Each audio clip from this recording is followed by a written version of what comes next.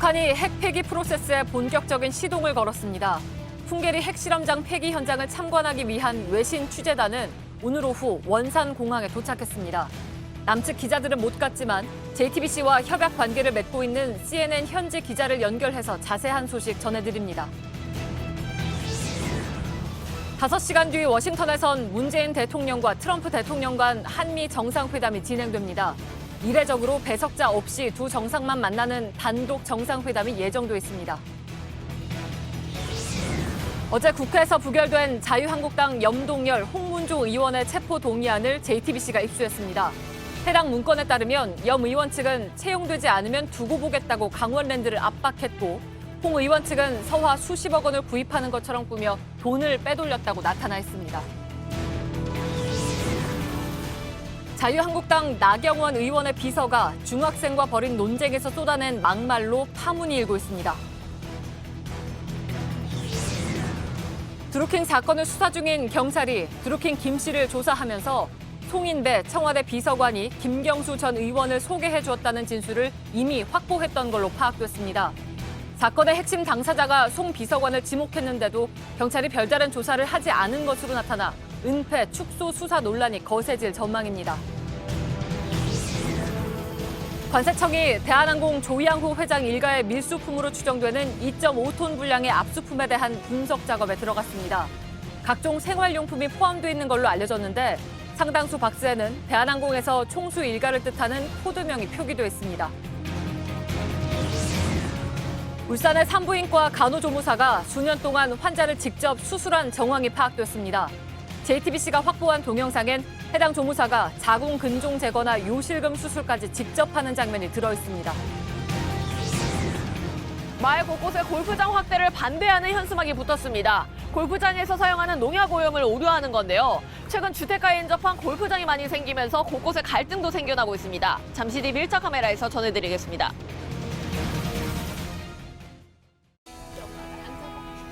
마스크가 필요 없는 세상으로. 내일을 바꾸는 현대 수소전기차. 북한이 핵 폐기 프로세스의 첫 발을 어렵게 뗐습니다. 북한의 풍계리 핵실험장 폐기 현장을 참관하기 위한 외신 취재진이 오늘 낮 12시 반쯤 북한 원산에 도착했습니다. 남측 기자단은 제외됐습니다만 JTBC는 협약 관계에 있는 CNN 특파원을 통해서 오늘 2부에서 현장 소식을 상세하게 전해드리겠습니다. 다만 영국 취재진이 방금 전에 전해온 소식에 따르면 날씨 때문에 오늘 밤 풍계리 핵실험장으로의 출발이 어려울 것 같다면서 소셜미디어에 현장 소식을 올렸습니다. 원산에서 풍계리까지의 이동 소요 시간이 16시간 정도 예상되고 있습니다. 이지은 기자의 보도입니다. 오늘 오후 12시 25분 중국 베이징에서 출발한 고려항공 임시전세기가 북한 원산공항에 도착합니다. 미국과 영국, 러시아, 중국 등 4개국 외신 취재진 22명을 태웠습니다. 잘 정비된 공항 바로 앞엔 대형 버스가 대기하고 있고 취재진은 분주히 짐을 챙겨 버스에 오를 준비를 합니다.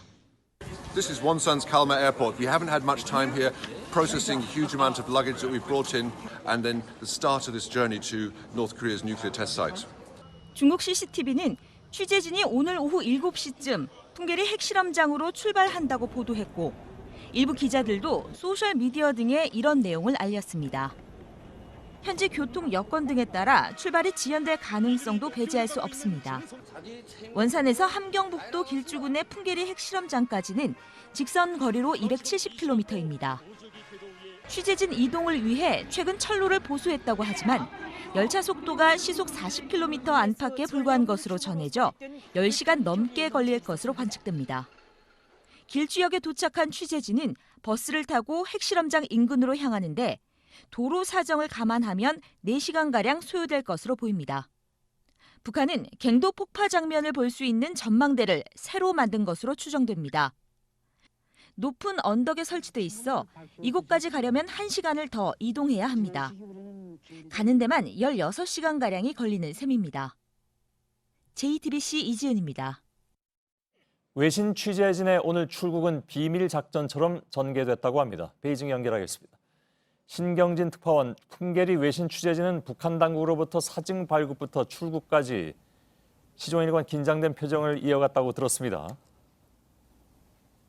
예, 미국, 영국 등 취재진은 어제 지정된 시간에 베이징 북한 대사관 영사처에서 비자를 발급받는 것부터 풍계리 취재를 위한 첫 단계를 밟았습니다. 현지 시간 오늘 오전 9시 항공편 시간에 맞춰 늦지 않게 집합할 것과 장소 시간 등에 대한 대외 보완을 요구받았습니다. 무비자 협정국인 중국 신화사와 CCTV 취재진은 바로 공항 집결을 통보받았습니다. 오늘 오전 6시부터 취재진이 속속 공항에 모여들었고 고려항공 카운터에서 왕복 항공료 680달러를 내고 항공권을 구입했습니다. 한국 취재단은 오늘까지도 북한 당국으로부터 아무 일정도 통보받지 못했고 외신 취재단이 출국하는 모습만 취재했습니다. 예. 자, 북한 당국자가 베이징에서부터 쭉 인솔을 해갔다 그런 얘기죠? 아닙니다. 북한 당국자 탑승 여부는 확인되지 않았습니다. 대신 노동신문 베이징 특파원이 공항에 배웅을 나와 눈길을 끌었습니다. 외신 기자들이 타고 간 고려항공 JS622편은 정기편이 아닌 임시 전세기입니다. 목적지가 평양으로 표기됐지만 원산 직항이라고 고려항공 관계자가 밝혔습니다. 항공기는 현지 시간 9시 45분쯤 이륙했고 평양에 지국을 두고 있는 미국 AP통신이 원산발로 한국 시간 12시 23분에 착륙 소식을 타전했습니다. 1시간 40분 정도 걸린 셈입니다. 예, 그렇군요. 지금 원산 들어가 있는 외신 가운데 말씀드린 대로 CNN 특파원은 2부에서 저희들이 현지 소식을 직접 CNN 특파원을 통해서 듣도록 하겠습니다. 북한이 핵실험장 폐기를 예고한 날짜가 23일에서 25일 사이입니다. 내일이라도 북한 당국이 혹시 우리 측 취재진을 위해서 변화한 입장을 내놓을 가능성도 있습니까? 북한이 밝힌 풍계리 폐기 날짜는 날씨 상황을 고려해 23일부터 25일 중 하루입니다. 원산에서 길주까지 열차 이동 시간을 고려하면 약간의 여유가 있습니다. 하지만 어제와 오늘 북한 당기관지가 한미연합훈련을 강도 높게 비난하는 것으로 볼 때 우리나라 취재진 방북을 허가할 가능성은 높지 않아 보입니다. 원산행 항공편이 정기편이 아닌 전세기인 것 등 여러 상황을 고려해 우리 취재진은 일단 내일 한국으로 귀국하기로 결정했습니다. 예, 결국 이제 사실상 이제 현장 방문은 불가능한 것으로 이렇게 결론을 내도 큰 무리는 없을 것 같습니다. 그런데 외신 기자들이 그동안에 알려진 것과 다른 내용도 공개했습니다. 국내 일부 언론에서도 북한이 취재비 명목으로 $10,000를 요구했다. 이런 내용을 보도한 게 있는데 이건 사실이 아닌 것으로 확인이 됐죠. 예, 어제 북한 대사관에서 만난 CNN 취재진의 팀 슈워츠 베이징 지국장은 북한의 $10,000,000 요구설에 들은 바 없다고 말했습니다. 오늘 외신 기자들도 북측이 제시한 비용은 1박의 식비 포함 $250, 왕복 항공료 $680 정도라고 밝혔습니다. 왕복 항공료와 하루 숙박비 기준으로 우리 돈 100만 원 수준입니다. 예, $10,000라면 뭐 1,000만 원이 넘는 돈인데 그것은 좀 과장된 것이다. 분명히 사실과 다르다. 이렇게 결론을 내면 될 것 같습니다. 예, 신경진 특파원이 베이징에서 전해드렸습니다.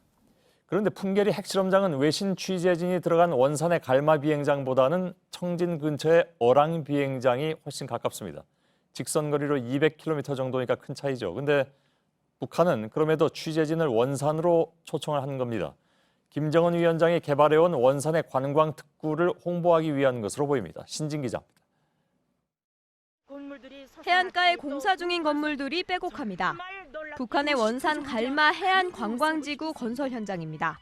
해수욕장 구역과 그리고 해안 광장 구역, 명사심리 휴양 구역들에 번듯하게 꾸려놓고 백수십여 동의 그 공공비 봉사 건물들. 지난 2월 북한 예술단이 타고 온 만경봉 92호도 원산항에 정박한 채 해상 관광 호텔로 개조한 것으로 알려졌습니다. 김정은 위원장은 집권한 뒤 마식령 스키장을 만드는 등 원산에 남다른 애정을 보여왔습니다. 이 때문에 북한이 기자단을 원산 갈마 비행장으로 초청한 것은 홍보 목적도 있는 것 아니냐는 분석이 나옵니다. 실제로 핵실험장이 있는 풍계리는 갈마 비행장보다 청진 근처의 어랑 비행장과 더 가깝습니다. 풍계리에서 직선거리로 갈마 비행장이 어랑 비행장보다 5배 더 멉니다. 하지만 최근 국제공항으로 개발한 갈마 비행장과 건설 중인 인근 관광지구를 선보이기 위해 원산을 첫 도착지로 정한 것으로 보입니다. 원산은 김 위원장 어머니인 제일동포 고용희 씨가 주로 지낸 곳입니다. 김 위원장 역시 학창 시절 방학 때마다 원산을 찾은 것으로 전해지고 있습니다. JTBC 신진입니다. 자, 이렇게 북한의 풍계리에서는 비핵화를 위한 첫걸음이 시작이 됐습니다. 또 워싱턴에서는 5시간 뒤면 문재인 대통령과 트럼프 미 대통령이 만나죠. 오늘 오후까지 JTBC 취재진의 취재에 따르면 청와대와 백악관은 북미 정상회담의 성사 가능성을 낙관하고 있습니다. 다만 아직까지도 우려와 회의가 섞인 전망은 미국 내에서도 여전히 나오고 있습니다. 이 때문에 오늘 정상회담에서 이례적으로 배석자 없이 두 정상만 만나는 독대 자리가 관건이 될 것으로 보입니다. 먼저 워싱턴 현지를 연결해서 한미 정상회담을 앞둔 현재 분위기를 들어보겠습니다. 김현기 특파원이 연결되어 있습니다. 자, 한미 정상회담까지는 이제 한 5시간 정도 남아 있습니다. 트럼프 행정부의 분위기는 어떻게 나타나고 있습니까? 네, 북한이 북미 정상회담 무산 가능성을 위협한 이후 워싱턴에는 북미 정상회담의 결과를 우려하는 목소리가 전에 비해 커진 게 사실입니다. 나아가 과연 북미담의 성사 가능성이 있느냐의 회의론도 짙습니다. 로이터 통신은 트럼프 대통령이 한국 정부가 김정은 위원장의 비핵화 협상 의지를 실제보다 과장한 것 아니냐는 우려를 개인적으로 내비쳤다고 전하기도 했습니다. 이런 상황에서 오늘 문재인 대통령이 백악관을 찾는 것이죠. 마이크 펜스 부통령은 오늘 폭스뉴스와의 인터뷰에서 김 위원장이 협상을 하지 않는다면 북한 문제는 리비아 모델이 끝난 것처럼 끝나게 될 수밖에 없다는 묘한 말도 했는데요. 정권 붕괴의 가능성을 시사한 것으로 보입니다만 이런 발언도 뒤집어 보면 회담 성사를 고대하는 초조감의 표시다라고 보는 분석도 많습니다. 예, 로이터가 보도했다는 내용, 다시 말해서 트럼프가 혹시 한국 정부가 북한의 입장을 과장해서 전한 것이 아니냐라는 의구심 이런 걸 가지고 있다고 했는데 그건 사실 좀 이해가 안 가는 측면이 있습니다. 왜냐하면 폼페이오는 김정은 위원장과 2번이나 만났기 때문에 즉 자신들도 북한과의 채널은 늘 열어놓고 있었다는 것인데 이제 와서 그런 얘기를 한다는 것은 조금 이해가 안 갑니다. 다시 말하면 로이터의 보도 내용을 100% 받아들일 수 있냐 하는 그런 의구심이 좀 생기는 것도 사실이고요. 다만 지금 그 워싱턴에서 오늘 회담에 어떤 점을 주목하고 있는 것이냐 그건 좀 짚어봐야 될 것 같습니다. 네, 워싱턴 포스트는 빅터 차 전략국제문제연구소 CSIS 한국 석자의 말을 인용해 한미 정상의 4번째 회담의 성격이 변한 점을 주목했는데요. 지난주에 문 대통령이 워싱턴에 왔다면 다음 달 10일 북미 정상회담에서 어떤 이야기들을 할지를 논의했겠지만 이번 워싱턴 방문은 북미 정상회담을 살릴 수 있는 방법을 찾기 위해 온 것이다라고 했습니다. 북미 회담 준비 과정에 정통한 인사들은 문 대통령이 트럼프 대통령에게 북한의 핵 협상 의지를 어떻게 설득할까를 주목하고 있습니다. 회담은 구체적 내용까지 공개되진 않겠지만 트럼프가 이 정도면 걱정 않고 북미 정상회담에 임해도 되겠구나라는 생각을 할 수 있을 정도의 이야기가 나올지가 관건입니다. 예. 소식통은 문 대통령이 아직 공개하지 않았던 판문점 도보다리 대화 내용을 트럼프 대통령과의 30분간 1대1 단독 회담에서 터놓고 전할 가능성이 큰 것으로 관측하고 있습니다. 예. 자, 결국은 미국 내 북미 정상회담 회의론자들을 차단하고 비핵화 로드맵하고 체제 보장의 구체적인 윤곽을 한미 간에 조율하는 것, 이것이 중요할 것 같은데 물론 오늘 독대 내용이라든가 이런 모든 것들이 회담이 끝난 뒤에 구체적으로 밝혀진다든가 하진 않겠죠. 예, 그렇습니다. 구체적 내용까지는 공개되지 않을 것으로 보입니다. 기본적으로 현 국면은 회담을 앞둔 미국과 북한의 신경전으로 보입니다. 미국은 이미 리비아 모델은 북한에 적용하지 않는다 하는 말까지 던진 상황에서 북한이 추가로 당근을 제시하기는 힘든 상황입니다. 현재로선 정상회담 브리핑 등을 통해서 한미는 북미 정상회담의 성공적 개최를 위해 최선의 노력을 기울이기로 했다는 정도의 원론적 메시지를 내놓을 공산이 커 보입니다. 예, 알겠습니다. 워싱턴에서 김현기 특파원이었습니다. 청와대는 이번 한미 정상회담의 목표가 2가지라고 밝히고 있습니다. 우선 북미 정상회담 성사 그 자체이고 다른 하나는 합의를 어떻게 이행해 나가느냐라고 설명했습니다. 특히 미국 내에서 지금 말씀드린 대로 여전히 회의적 분위기가 나오고 있기 때문에 그것과 관련해서는 북미 회담의 성사 가능성이 99.9%라고 강조하고 있습니다. 워싱턴에서 이성대 기자가 전해드리겠습니다. 청와대는 최근 북한발 돌발 변수에도 불구하고 북미 정상회담의 성공 가능성을 높게 봤습니다. 정의용 안보실장은 워싱턴행 비행기에서 북미 정상회담을 성사시키고 합의를 이루게 할지와 합의가 이루어질 경우 그 합의를 어떻게 이행해 나갈지 두 가지 목표를 갖고 두 정상이 만난다고 밝혔습니다. 백악관 주변에서 북미 정상회담에 대한 회의적인 분위기가 있다는 주장과 관련해 청와대가 감지한 건 없다며 99.9% 성사될 걸로 본다고 말했습니다. 청와대 고위 관계자는 트럼프 대통령도 북미 회담에 의지가 강하다며 99.9%라는 건 일말의 우려가 있다는 게 아니라 사실상 100%란 뜻이라고 설명했습니다. 따라서 한미 두 정상은 북미 회담 성사보다 성사 이후의 합의 이행 과정에 더 초점을 맞출 걸로 보입니다. 특히 이 과정에서 북한 측 입장을 좀 더 이해하는 방향으로 논의가 진행될 거란 전망도 나옵니다. 북한발 변수가 갑자기 발생한 상황에서 열리는 이번 회담은 6월 북미 정상회담 성공을 위한 작전 타임 성격도 갖는 만큼 두 정상은 좀 더 밀도 있는 대화를 나눌 전망입니다. 워싱턴에서 JTBC 이성대입니다. 이번 정상회담에 가장 주목해야 할 부분은 두 정상이 배석자 없이 마주 앉는 단독 회담입니다. 예전에도 단독 회담이란 형식이 있긴 했지만 좀 전에 말씀드린 대로 이번 독대가 특별한 의미가 있는 이유가 있습니다. 워싱턴에서 고석승 기자가 전해드리겠습니다. 이번 한미회담에서 실질적 논의는 두 정상끼리 마주 앉는 단독 회담에서 이뤄질 것이라는 게 청와대의 설명입니다. 앞서 지난해 11월 트럼프 대통령 방한 때도 단독 회담은 있었습니다. 다만 15분 정도만 진행됐고 양국 현안에 대한 구체적인 논의는 이어진 확대회담에서 이뤄졌습니다. 양국의 공식 참모들이 모두 참석한 자리였습니다. 외교무대에서 공식 배석자가 한 명도 없는 단독 회담은 이처럼 사전 환담 성격이 짙습니다. 지난 정부에서 한미 정상이 백악관 로즈가든에서 대화를 나눈 것도 친교 산책에 가까웠습니다. 하지만 이번에 이례적으로 단독 회담이 실질적인 독대로 진행될 것이라는 게 청와대의 전망입니다. 단독 정상회담에도 최측근 한 사람을 되게 배석을 시켰어요. 순수하게 대통령 둘하고 통역만 앉혀가지고 한 적은 사실 그렇게 많지 않아요. 이번 단독회담에서 문 대통령은 김정은 위원장과의 도보다리 대화 내용을 구체적으로 전달할 가능성이 큽니다. 백악관의 강경파 참모들도 배석하지 않는 만큼 이 자리에서 트럼프 대통령의 비핵화 구상이 진짜 무엇인지 알 수 있게 될 걸로 보입니다. 워싱턴에서 JTBC 고석승입니다. 이번 한미 정상회담은 북한도 예의주시하고 있습니다. 트럼프의 메시지를 지켜볼 텐데 한미 정상회담 결과는 북미 정상회담뿐만이 아니라 남북관계에도 영향을 줄 것으로 보입니다. 유선희 기자입니다. 북한은 지난주부터 갑자기 우리 정부를 비판하면서 여러 가지 이유를 댔습니다. 맥스 썬더 연합훈련과 태영호 전 공사의 발언 등입니다. 모두 판문점 선언 위반이라고 비난했습니다. 하지만 근본적인 이유는 미국의 입장에 있다는 게 전문가들의 지적입니다. 볼턴 보좌관 등 강경파들이 당초 예정에 없던 발언을 내놓으면서 관계가 어긋나기 시작했다는 겁니다. 결국 최근 북한의 반응은 한미 정상회담에서 우리 정부가 미국을 설득해달라는 압박이라는 해석이 나옵니다. 때문에 한미 정상회담 결과는 냉랭해진 남북관계에도 중요한 변수입니다.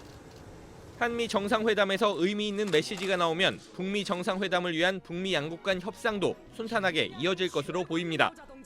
남북관계하고 한미관계, 북미관계가 상호작용을 미치고 있기 때문에 한미 정상회담이 잘 개최된다면 그 이후에 북미 정상회담 여하에 따라서 남북관계도 진전될 거라고.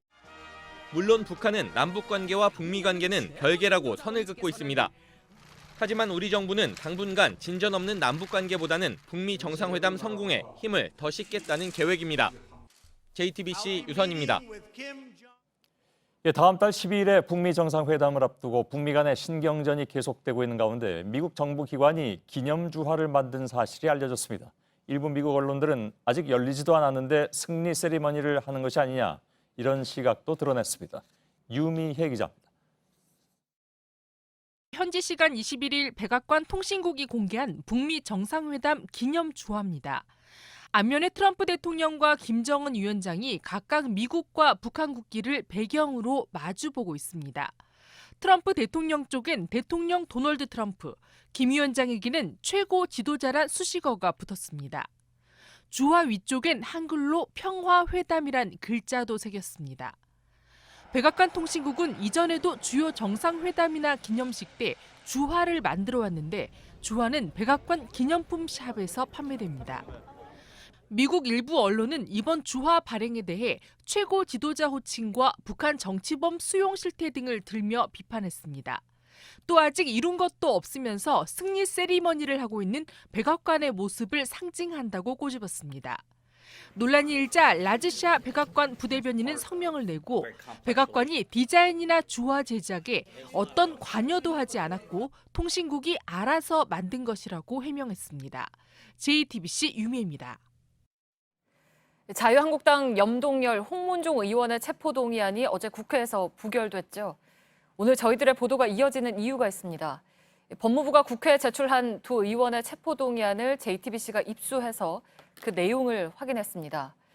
염동열 의원 측은 채용되지 않으면 두고 보겠다면서 강원랜드에 압력을 넣었고 홍문종 의원 측도 서화를 사는 것처럼 꾸며 수십억 원을 빼돌린 걸로 나타나 있습니다.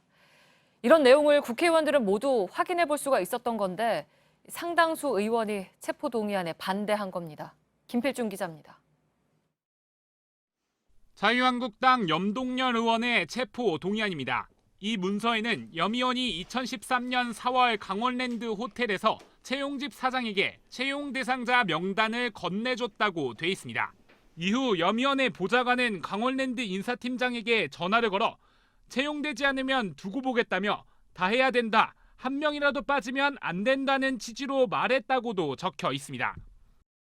염 의원은 어제 자신의 채용 비리 혐의를 강하게 부인했습니다. 직접 증거나 강압의 구체성과 직권남용의 위법 행위가 불분명하고 외압 등도 전혀 무관함이 드러났으며 자유한국당 홍문종 의원의 체포 동의안입니다. 체포 동의안에는 홍 의원이 경민학원 측의 돈 24억 원을 서화구인 명목으로 빼돌렸다고 돼 있습니다. 수사당국은 홍 의원이 이 돈의 대부분을 자신의 빚을 갚는 데 사용한 정황을 파악했습니다. 홍 의원도 어제 횡령 등 혐의를 강하게 부인했습니다. 요즘 학교가 75억을 횡령할 돈이 없습니다. 학생들의 코 묻은 돈을 제 주머니에 넣은 적이 없다는 말씀. 법무부는 두 의원의 범죄 사실이 담긴 체포 동의안을 지난 4월 국회에 보냈습니다. 이후 모든 국회의원들은 해당 내용을 열람할 수 있었습니다. 하지만 의원들은 이런 내용을 확인하고도 반대표를 던졌습니다. JTBC 김필주입니다. 네, 어제 체포동의안이 국회에서 부결되는 과정에서 눈길을 끈 장면이 있습니다.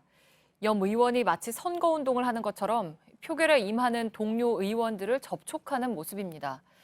한두 번 보는 모습은 아닙니다. 이런 게 체포동의안이 자주 부결되는 이유라면서 제도를 바꿔야 한다는 지적입니다. 안지현 기자입니다. 구속을 면하게 해달라는 신상 발언을 마친 염동열 의원이 본회의장 뒤쪽으로 가더니 동료 의원들 한 명 한 명에게 손을 내밀고 고개를 숙입니다.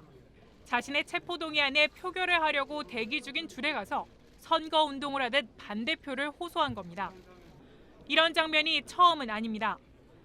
4년 전 뇌물수수 혐의로 구속영장이 청구된 송광호 당시 의원도 체포동의안 표결에 앞서 의원들에게 악수를 청했습니다.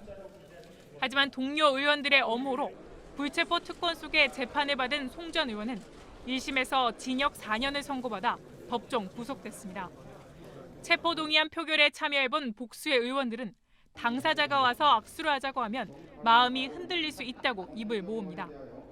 해당 의원을 표결 전에 본회의장에서 내보내야 한다는 지적이 나오는 이유입니다.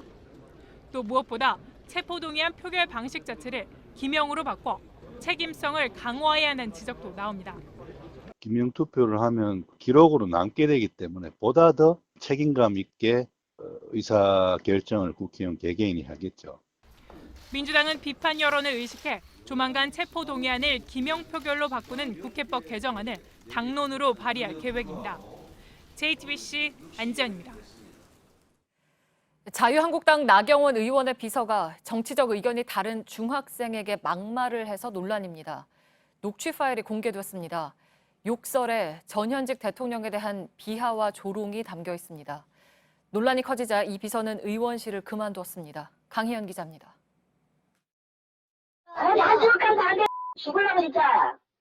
자유한국당 나경원 의원의 전 비서 박모 씨가 16살 박모 군에게 소리를 칩니다. 페이스북에서 댓글로 논쟁을 벌이다 설전이 전화통화로 옮겨 붙은 겁니다. 문제는 박 씨가 욕설은 물론 황당한 정치적 주장까지 박군에게 쏟아냈단 겁니다. 부정선거 당선돼 뭔 말이야? 김대중 노무현이 나 팔아먹고 지금 문재인이 가만히 있냐? 저 나 팔아먹고 있지? 노 전 대통령의 서거를 조롱하고 비하하기도 했습니다. 재밌었으면 제값을 받아 여기 나가서 죽야. 왜 죽었는데? 팔리니까 그런 거야. 박군이 반박을 하자 박근혜 전 대통령과 비교하며 엉뚱한 주장도 합니다. 박근혜 대통령보다 더 심한 짓도 많이 했는데 그냥 죽었지. 국민들은 사기당한 거야. 직접 찾아가겠다며 중학생인 박군이 위협을 느낄 듯한 발언도 이어졌습니다. 조만간에 얼굴 한번 보자. 내가 찾아갈게 진학교로. 한번 어떻게 되는지 보자. 박군이 녹취 파일을 공개하겠다는 뜻을 밝혔지만 박 씨는 페이스북에서 큰 소리를 쳤습니다. 하지만 논란이 커지자 해당 글을 내린 뒤 공개 사과를 하고 비서직에서도 사퇴했습니다. 나경원 의원도 페이스북에 자신의 불찰이라며 사과했습니다. 하지만 비판 여론은 가라앉지 않고 있습니다. 청와대 게시판엔 나 의원이 박군에게 직접 사과해야 한다는 국민청원이 올라와 7천여 명이 동의했습니다. JTBC 강희연입니다. 지하 주차장에 가건물을 지어놓고 진료하는 대학병원이 있습니다. 매연도 가득하고 화장실도 없어서 환자들이 불편해하고 있습니다. 병원 측은 내부 공사 때문에 어쩔 수 없다고 합니다. 구석찬 기자입니다. 부산 한 대학병원 지하 2층 주차장입니다. 마스크를 쓴 요원들이 오가는 차량을 통제합니다. 그런데 샌드위치 패널 벽 하나를 두고 전혀 다른 풍경이 펼쳐집니다. 이를 뽑고 마취를 하고 엑스레이를 찍습니다. 2달 전 본관 5층에 있던 치과 진료실이 내부 공사를 이유로 옮겨온 겁니다. 이 병원은 이렇게 장애인 주차 공간 4면과 일반 주차 공간 18면 등 모두 22면의 임시 건물을 지었습니다. 청소부와 공사 인력이 드나들며 수시로 문을 열어놓다 보니 차량 매연이 고스란히 실내로 들어옵니다. 너무 공기도 탁하고 눈이 막 따갑더라고요. 화장실도 없어 다른 층에 가서 용변을 봐야 하는 실정입니다. 돈을 다 받죠. 참고 지금 이게 무슨 병원이냐고. 병원 측은 주차장도 건물 내부에 있고 환풍기를 가동하면 큰 문제는 없을 것으로 판단했다고 밝혔습니다. 곧 직원용 비상 화장실을 개방해 불편을 줄이겠다고 덧붙였습니다. 하지만 공간이 없어 치과를 본관으로 다시 옮기려면 최소 2달이 필요하다는 입장입니다. 취재가 시작되자 관할구청은 현장 조사를 벌여 주차장 용도를 위반했다며 원상 복구 명령을 내렸습니다. JTBC 구석찬입니다. 울산의 한 유명 산부인과 병원에서 각종 수술을 간호조무사가 하는 영상을 저희가 확보했습니다.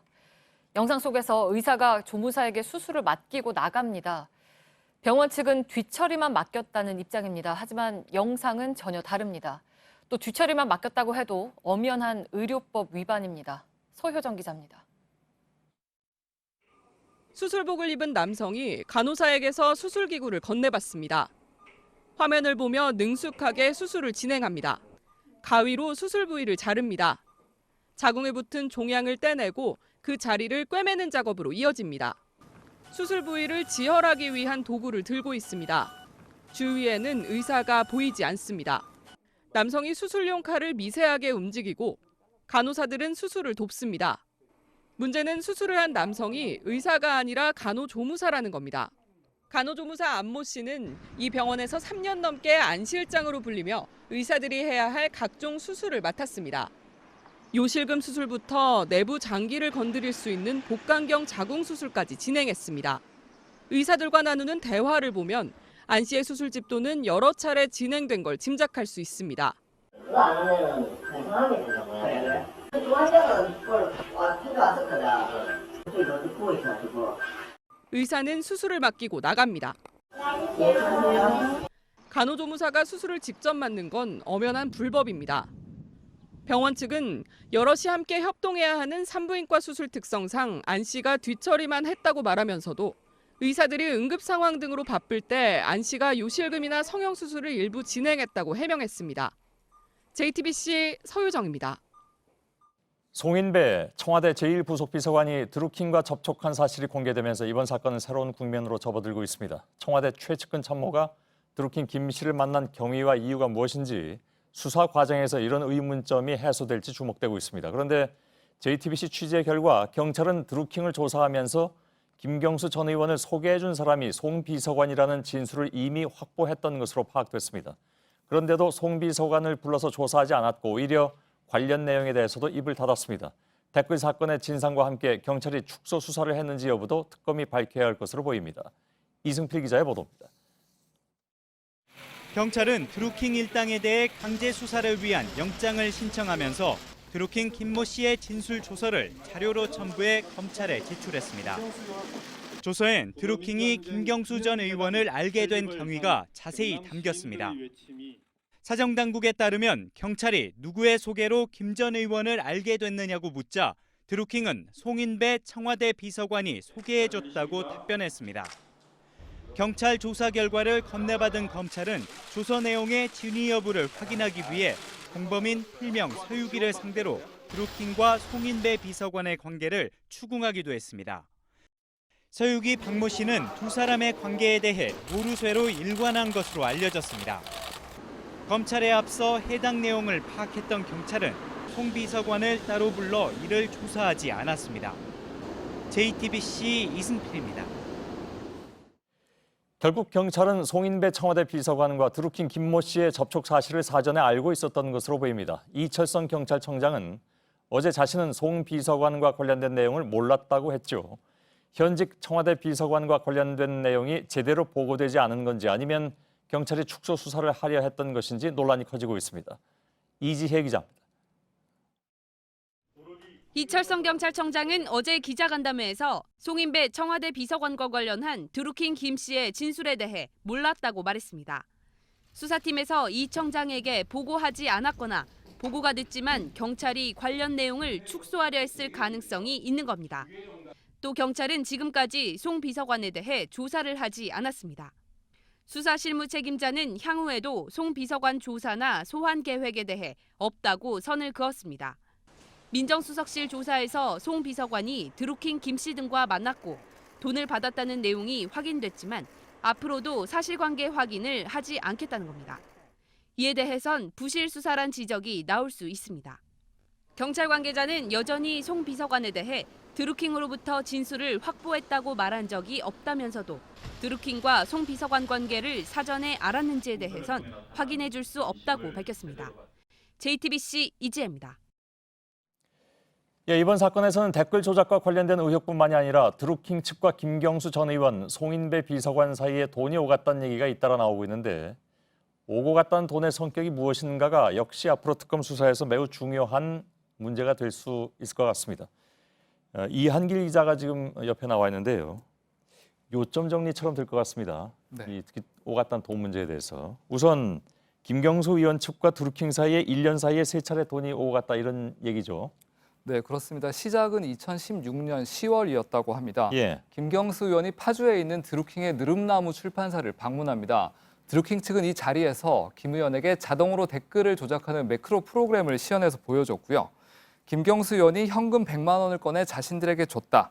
그리고 드루킹이 운영한 경제적 공진화 모임 카페 회원들이 이 돈으로 피자를 시켜 먹었다. 이렇게 주장하고 있습니다. 예. 이건 그러니까 그 드루킹 쪽의 주장입니다. 네, 그렇습니다. 예, 아직은 예. 확인되지 않은 부분입니다. 예. 그리고 두 번째로 한 달 뒤 이번엔 경공모 카페 회원들이 김경수 의원에게 정치 후원금 2,700만 원을 후원합니다. 예. 단체 명의가 아니라 개인 이름으로 5만 원에서 10만 원씩 입금하는 이른바 쪼개기 후원금을 낸 건데요. 예. 그리고 마지막으로 지난해 9월 김경수 의원실 한모 보좌관이 드루킹 측으로부터 500만 원을 받았다가 드루킹이 구속된 뒤에 돌려주는 일이 있었습니다. 예.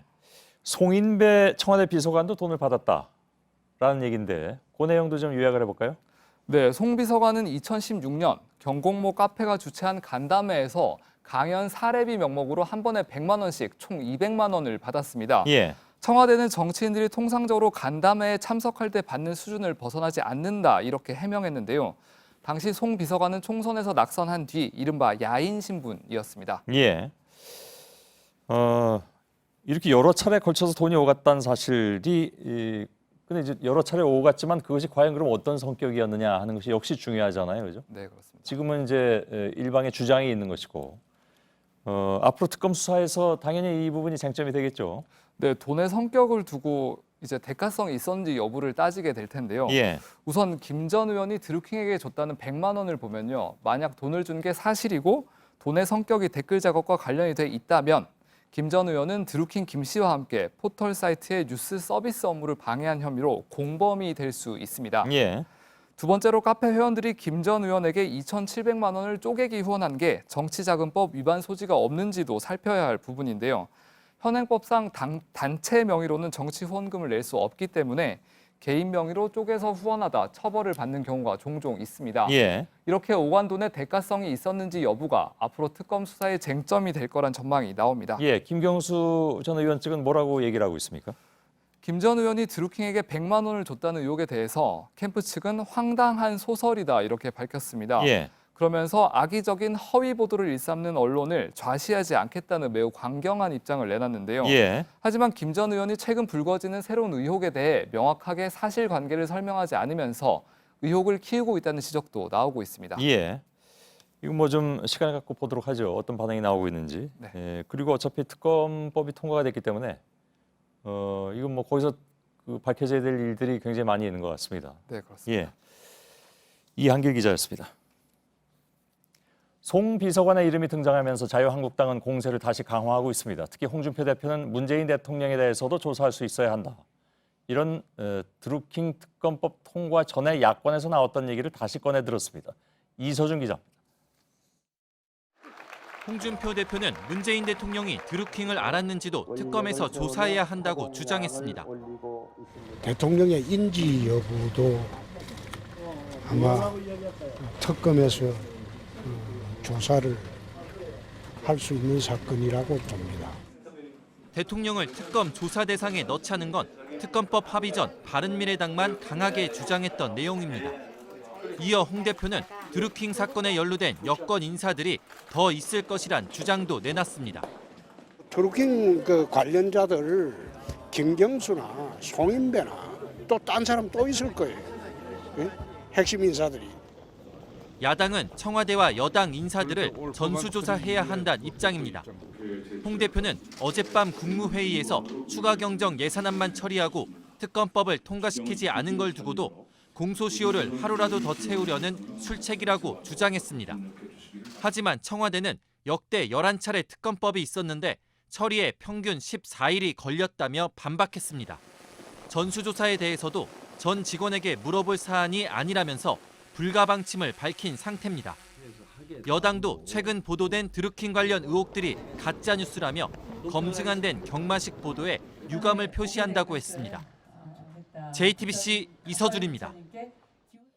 관세청이 어제 압수한 한진그룹 조양호 회장 일가의 밀수 추정품에 대한 정밀 분석 작업에 들어갔습니다. 여기에는 해외 유명 디자이너의 책상, 의자 등 가구부터 파티용품까지 다양한 물품이 포함되어 있는 것으로 전해집니다. 또 총수 일가를 뜻하는 KIP, DDA 같은 코드명도 붙어 있었습니다. 앞서 밀수 혐의를 제보했던 대한항공 전 현직 직원들이 말했던 방식과 일치합니다. 송지혜 기자입니다. 관세청이 어제 대한항공 협력업체 창고에서 압수한 박스 중 하나입니다. 대한항공 화물 스티커와 나란히 붙은 스티커엔 책상 그림이 있고 리솜데스크라는 품명이 적혀 있습니다. 덴마크계 유명 디자이너 옌스 리솜의 제품으로 추정됩니다. 해외 쇼핑몰에서 1,700달러, 우리 돈 184만 원에 판매 중입니다. 특히 조연아 씨를 의미하는 DDA가 쓰여 있어 조씨 물품일 가능성이 커 보입니다. 또 다른 박스에 붙어있는 화물 스티커에선 KIP라는 표식이 눈에 띕니다. 이는 코리안 에어 VIP로 총수 일가를 의미합니다. 화물 스티커 속 출발지는 LA공항을 의미하는 LAX, 도착지로는 인천공항을 의미하는 ICN이 적혀 있습니다. 이 같은 방식은 앞서 총수 일가가 쓸 물품을 수시로 실어 날랐다는 대한항공 전현직 직원들이 제보했던 내용과 일치합니다.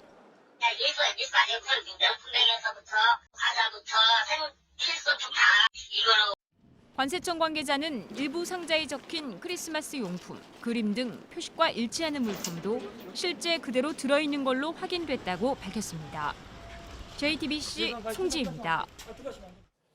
예, 삼성 측이 회사 노조를 무력화하기 위해서 금속노조 간부 포섭에 나섰던 정황을 검찰이 포착했습니다. 상급노조의 간부를 통해서 노조를 동의한 뒤에 지지부진하던 노사협약에 도장을 찍으려 했다는 것입니다. 검찰은 이 과정에서 삼성이 해당 간부의 아내 회사와 계약을 한 경위도 조사할 방침입니다. 심수미 기자입니다. 검찰이 확보한 삼성전자 서비스의 문건 가운데는 2014년 7월 말 금속노조 간부 A씨와 면담한 내용이 있습니다. 당시 사측이 제시한 기준 협약을 일부 센터 노조에서 받아들이지 않아 한 달째 제자리 걸음을 하고 있었습니다. 검찰은 삼성 측이 금속노조 간부 A씨를 통해 노조에게 날인을 찍도록 독려하게 하고 A씨 아내의 업체와 계약을 맺기로 했다고 문건에 명시한 것으로 파악하고 있습니다. 해당 업체는 심리 상담을 하는 곳입니다. 삼성이 이 상담소에 자살 위험군으로 분류된 직원들을 보내겠다고 약속했다는 겁니다. 이후 A씨 아내의 심리 상담 업체는 삼성전자 서비스 전국 100여 개 협력업체 직원들의 심리 상담을 맡아 하고 있습니다. 그동안 삼성이 지급한 돈은 연간 1억 3천만 원, 올해까지 모두 5억 원 가량입니다. 검찰은 실제로 A씨에 대한 포섭이 이루어졌는지 또 문건 내용에 따라 계약이 이루어졌는지 여부를 조사할 예정입니다. A씨는 업체 선정은 노조가 전적으로 알아서 한 일이라며 자신은 전혀 관여하지 않았다고 주장했습니다. A씨 아내는 노조 활동에 전문성이 높아 선정된 것으로 알고 있다고 해명했습니다. JTBC 심수혜입니다. 현대자동차 그룹이 지배구조 개편안을 내놨다가 반대 목소리가 커지자 어제 결국 철회했습니다. 재벌 기업들이 3세, 4세로 경영권을 넘겨주는 과정에서 이처럼 진통이 잇따르고 있는 것이죠. 과거와 달리 투명한 지배구조와 총수의 경영 능력을 요구하는 목소리가 안팎으로 높기 때문입니다. 현대차에 이어서 일감 몰아주기 논란을 빚었던 한화, 그리고 침묵하고 있는 삼성이 어떤 해법을 낼지 주목됩니다. 구희령 기자입니다. 한화그룹은 이르면 다음 주 지배구조 개선안을 내놓습니다. 한화 3세들의 회사로 계열사들이 일감을 몰아주고 있다는 논란을 풀기 위해서입니다. 시스템 회사인 한화 SNC는 김승현 회장의 새 아들이 사실상 지배하고 있습니다. 그런데 이 회사는 매출의 70%가 한화그룹 내부에서 나옵니다. 일감 몰아주기는 지배주주 일가의 부당한 이익을 몰아주고 나아가 편법 승계와 경제력 집중을 야기하는 잘못된 행위입니다. 삼형제의 지배력을 20% 이하로 낮추려면 합병을 하거나 지분을 매각해야 합니다. LG그룹은 구본무 회장이 세상을 떠나면서 외아들 구광모 상무가 4세 경영에 나섰습니다. 하지만 구 회장의 지분을 모두 물려받으려면 1조 원 가까운 세금을 내야 하는데 구 상무가 당장 마련하긴 어려운 상황입니다. 현대차는 현대모비스와 글로비스의 합병안을 내놓았지만 시장이 반발하자 포기했습니다. 삼성은 이재용 부회장이 직접 나서야 한다는 김상조 공정거래위원장의 압박에도 침묵을 지키고 있습니다. JTBC 구희령입니다. 강원랜드 채용 비리 수사단이 시민단체 대신 고발장을 작성한 사실이 뒤늦게 드러나서 논란이 일고 있습니다. 서민민생대책위원회 김순환 사무총장은 지난 2월 고발인 조사를 받으러 갔다가 나중에 고발장을 추가 제출하겠다고 하자 수사팀에서 고발장을 써주어서 도장만 찍었다고 말했습니다. 수사단의 관계자는 편의상 도와주기 위한 차원이었다고 설명했지만 대검찰청은 당시 수사단이 수사를 유리하게 끌고 나가기 위해서 고발장을 대신 작성했는지 여부 등에 대해서 정확한 사실관계를 파악 중입니다. 네, 오늘 아침 부산의 한 사찰에서 부처님 오신 날 행사장으로 한 차량이 돌진했습니다. 신도와 운전자를 비롯한 5명이 다쳤습니다. 배승주 기자입니다. 부산의 한 사찰에 마련된 부처님 오신 날 봉축 행사장입니다. 법요식에 쓰이는 물품들이 부서진 채 바닥에 나뒹구고 그 옆으로 사람들이 쓰러져 있습니다. 움직이지 말합니다. 지금 밀려고 신고했거든요. 오늘 오전 11시 20분쯤 부산시 영도구의 한 사찰에서 72살 서모 씨가 운전하던 승용차가 봉축 행사장을 덮쳤습니다. 내리막길을 내려온 서 씨의 차량은 이곳에서 행사를 준비하는 사람들에게 돌진한 뒤 사찰 건물을 들이받고서야 멈춰섰습니다. 사고 당시 봉축 법요식에 참석하려는 불자들이 천막 아래 모여 있었습니다. 등 접수받고 이제 오신 손님들 차 대접하고 그런 거 했어요. 갑자기 차가 내려오니까 피하고 그런 그거 없었어요. 이 사고로 운전자 서 씨와 법요식에 참석했던 63살 고모 씨 등 5명이 크고 작은 부상을 당했습니다. 다행히 중상자는 없는 것으로 전해졌습니다. 사고를 낸 서 씨는 브레이크가 말을 듣지 않았다고 주장했습니다. 브레이크를 밟았는데 차가 급발진해서 사고가 난 것 같다 이렇게 말씀은 하시더라고요. 이에 따라 경찰은 차량 결함 여부를 확인하고 있습니다. 그러나 운전 미숙으로 사고가 났을 가능성도 배제하지 않고 조사를 진행할 계획입니다. JTBC 배승주입니다. 네, 어젯밤 경부고속도로에서 안전조치를 하던 고속도로 순찰차를 화물차가 들이받았습니다. 안전순찰대원 1명이 숨지고 1명이 다쳤습니다. 숨진 대원은 정규직 전환을 기다리던 용역업체 소속 파견 노동자였습니다. 정영재 기자입니다. 고속도로 순찰차 뒷부분이 처참히 찌그러져 있습니다. 바닥엔 깨진 유리 파편들이 널려 있습니다. 사고가 일어난 건 어젯밤 10시 50분쯤입니다. 경부고속도로 서울 방향 비룡분기점 부근에서 50살 정모 씨가 몰던 화물차가 도로공사 소속 순찰차를 들이받았습니다. 이 사고로 고속도로 안전순찰대원 44살 이모 씨가 숨지고 47살 이모 씨가 다쳤습니다.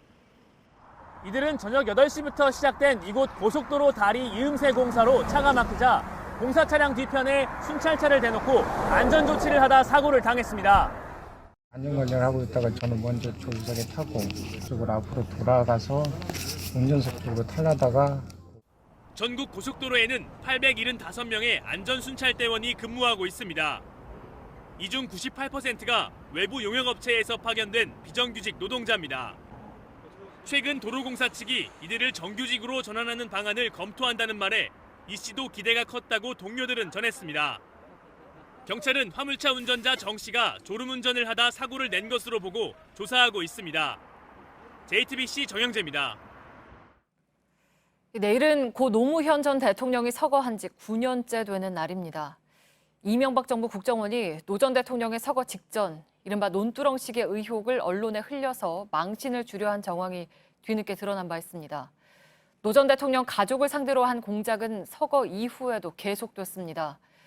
검찰은 국정원이 당시 야당 의원 측의 컴퓨터를 해킹해서 노 전 대통령의 아들 건호 씨와 주고받은 이메일을 확인한 정황을 포착했습니다. 한민용 기자입니다. 이명박 정부 국정원이 2011년 말 더불어민주당 이석현 의원 보좌관의 컴퓨터를 해킹해 노건호 씨와 주고받은 이메일을 입수한 정황을 검찰이 포착했습니다. 원세훈 당시 국정원장 지시로 만들어진 일명 포청천팀이 악성 코드를 심은 뒤 건호 씨의 메일 내용을 파악했다는 보고서를 작성한 겁니다. 국정원이 파악해 검찰에 넘긴 자료엔 건호 씨 메일 해킹 정황을 포함해 노 전 대통령 일가에 대한 사찰 정황이 담긴 것으로 파악됐습니다. 비슷한 시기 포청천 팀이 권양숙 여사가 중국에 있는 건호 씨를 방문했을 때 미행한 정황도 포착됐습니다.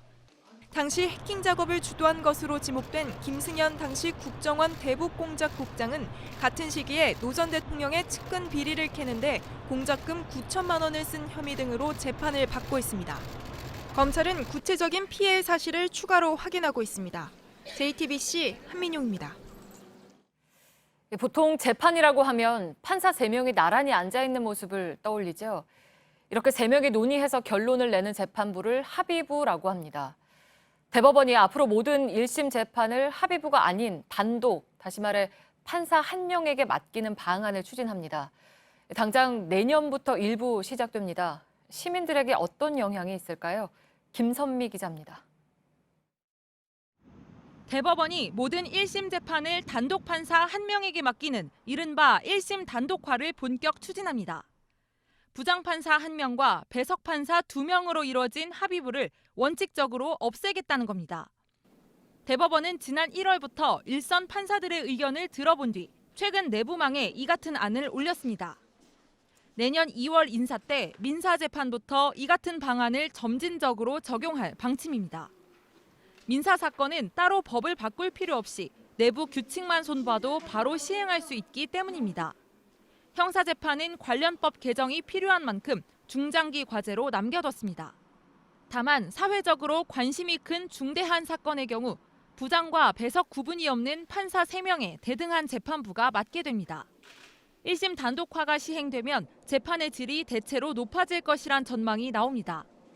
1인당 수백 건의 사건을 맡는 상황에서 판결문을 찍어내듯 납품하는 수준에서 벗어나 재판 당사자의 말을 자세히 들을 수 있기 때문입니다. 재판부 수가 늘어나서 아무래도 국민은 신속한 재판을 받을 수 있고요. 그리고 재판마다 좀 더 많은 시간을 배당받을 수 있어서 충분한 주장을 할 수 있습니다. 반면 판사 한 명의 독단이 재판을 그르칠 수 있다는 우려도 나옵니다. 단독 판사는 신속한 재판을 할지는 모르겠지만 합의부보다는 신중하지 못한 재판을 할 가능성이 높습니다. 대법원은 부작용을 줄이기 위해 로스쿨 출신 재판연구원을 단독 판사에게 지원하는 방안도 함께 검토하고 있습니다. JTBC 김선미입니다. 인류 역사상 가장 큰 실험의 하나로 꼽혀왔습니다. 중국의 산화 제한이 올해 안에 끝날 거란 소식입니다. 출산율은 오히려 떨어질 거란 전망도 눈길을 끕니다. 인구 대국인 중국이 노동인구가 줄어들까 걱정하고 있습니다. 김소현 기자입니다. 중국이 올해 안에 산화 제한 정책을 완전히 폐기할 계획이라고 블룸버그 통신이 전했습니다. 중국 국무원이 관련 연구를 의뢰했고 빠르면 올 4분기 안에 폐기가 결정될 수 있다고 했습니다. 1979년 덩샤오핑이 1가구 1자녀제를 도입하면서 부모들은 낙태를 강요당하거나 거액의 벌금을 물어야 했습니다. 서방 세계는 인권 침해라며 비판해왔습니다. 호적에 오르지 못한 아이는 1,300만 명으로 추정됩니다. 이들을 뜻하는 이른바 검은 아이, 헤이하이츠도 사회 문제입니다. 성비 불균형도 심해져 중국 여성 100명당 남성은 106명으로 세계 평균인 102명과 차이가 큽니다. 중국 세계화 싱크탱크는 가임기 여성 수와 출산 의지 감소로 신생아 수가 급감할 것으로 내다봤습니다. 산화 제한을 풀어도 신생아는 늘지 않을 거란 분석입니다. 지난해 중국의 합계 출산율은 1.6명, 출생아 수는 전년 대비 3.5% 줄어든 1,720만 명입니다. 2015년 두 자녀 정책으로 완화한 것도 노동 인구가 줄기 시작한 탓입니다. 고령화 속도는 가팔라 2010년 13%였던 60세 이상 인구가 2030년 약 25%로 급증할 전망입니다. 중국의 인구 문제가 2035년까지 현대화 강국을 건설하려는 시진핑 주석에게 가장 큰 걸림돌이라는 평가가 나왔습니다. JTBC 김소현입니다. 일본 아베 총리의 사학 스캔들에 결정적인 증거 하나가 나왔습니다. 아베의 거짓말이 드러난 겁니다. 그동안 친구 대학의 수의학부를 신설하는 특혜 내용을 1년 전에 알았다고 해왔는데 3년 전에 이미 알고 있던 걸로 나타났습니다. 윤서령 특파원입니다. 대학의 소재지인 에히메현이 공개한 문서는 지금까지 것들보다 강력합니다. 2015년 2월 아베 총리가 친구인 각계학원 이사장과 만나 수의학부 신설 계획을 논의했다는 내용입니다. 아베 총리가 계획을 듣고 새로운 수의학부 신설 생각은 좋다라고 칭찬했다는 내용도 적혀 있습니다. 수의학부 신설은 허가가 나기 직전인 2017년 1월에 알았다고 해왔던 그간의 주장이 거짓으로 드러난 겁니다. 아베 총리는 만남을 부정하면서도 이를 뒤집을 만한 증거는 내놓지 못하고 있습니다. 加計幸太郎理事長と会ったことはございません。念のために昨日官邸の記録を調べたところでございますが確認できませんでした。 야당은 총리의 거짓말은 내각 총사퇴에 해당한다며 공세를 폈습니다. 여당의 위기감은 더 짙어졌습니다.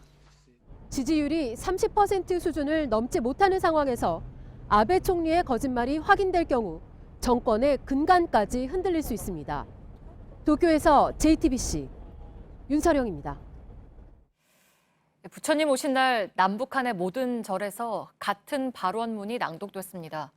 남과 북이 3년 만에 함께 만든 발언문으로 평화를 기원했습니다. 권근영 기자입니다. 깎아머리가 어색해 한번 만져봅니다. 장삼을 펄럭이며 깜찍한 율동을 선보이는 동자승. 표정은 그저 천진난만합니다.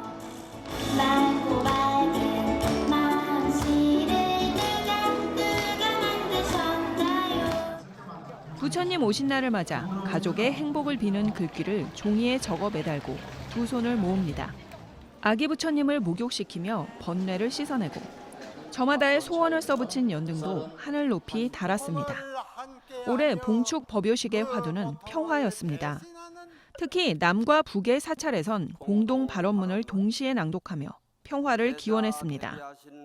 삼천리 방방곡곡 이르는 곳마다 평화와 통일의 법음이 높이 울리게 하겠습니다.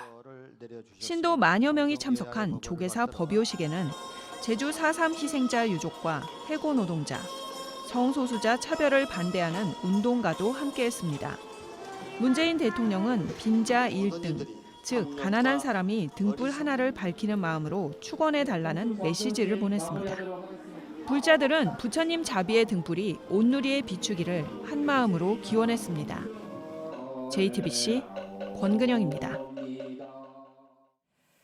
고령화 추세에 맞춰 육체 노동자 정년을 60세가 아닌 65세로 봐야 한다는 법원 판단이 또 나왔습니다. 서울중앙지법 재판부는 버스기사로 일하다 교통사고를 당한 A씨가 전국 버스 운송사업 조합을 상대로 낸 손해배상 청구 항소심 재판에서 A씨가 60세까지만 노동 능력이 있다고 보고 5천만 원을 지급하라고 판결한 1심을 깨고 280만 원을 추가로 지급하라고 판결했습니다. 재판부는 평균 수명이 늘고 기초연금 수급 시기도 65세로 올라간 점 등을 고려해야 한다고 봤습니다. 지난 20일 오후 충남 천안의 한 아파트 단지에서 30cm 길이의 가정용 칼이 떨어졌습니다. 주변에 있던 아파트 주민이 발견하고 경찰에 신고했습니다. 이 주민은 칼을 보고 위를 올려다보니 누군가 창문을 닫는 걸 봤다고 경찰에 진술했습니다.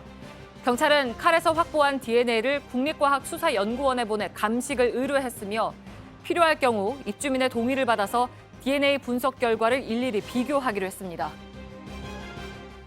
오늘 새벽 4시쯤 청와대를 폭파시키겠다고 경찰에 전화한 뒤 트럭을 타고 청와대 춘추관 앞 도로를 역주행하던 54살 김모 씨를 경찰에 붙잡아 조사하고 있습니다. 김 씨는 검거 당시 혈중 알코올 농도가 면허 취소 수준인 0.14%였습니다. 경찰은 김 씨가 폭발물을 소지하진 않아서 실제로 청와대를 폭파할 의도는 없었던 걸로 보인다고 밝혔습니다. 춘천지방법원이 무단이탈 교사 혐의로 재판에 넘겨진 26살 김모 전 중사에게 벌금 300만 원을 선고했습니다. 김 전 중사는 지난 1월 4일 같은 부대 22살 김모 병장에게 전화해서 밤을 넘어 나오라고 한 뒤 함께 클럽에서 유흥을 즐기다 다음 날 아침 10시가 넘어 부대에 복귀했습니다. 김 전 중사는 지난 3월 전역해서 민간인 신분으로 재판을 받았고 김 병장은 군사법원에서 벌금 200만 원을 선고받은 뒤 지금은 전역한 상태입니다. 야구는 9회 말 투아웃부터라는 말이 있죠. 오늘 프로야구는 야구 몰라요란 말도 어울렸습니다. 위기가 기회가 되고 불운이 반전이 됐는데 특히 한화가 그랬습니다. 온누리 기자입니다. 한화 이용규의 번트는 파울처럼 보였습니다. 그런데 심판은 아웃을 선언합니다. 번트 직후 던진 방망이에 공이 닿아 수비 방해가 선언된 겁니다. 이용규는 이후 수비에선 최진행에게 발을 밟혀 한동안 제대로 걷지도 못했습니다. 운이 나빴던 한화에 반전이 찾아왔습니다. 6대7로 뒤져 패색이 짙었던 9회 말 투아웃, 호잉의 동점 홈런이 터졌습니다. 연장 11회 말엔 정근우의 번트 때 두산 김정후의 송구가 빠지면서 이용규가 3루까지 달렸고 결국 송광민의 끝내기 안타가 터졌습니다.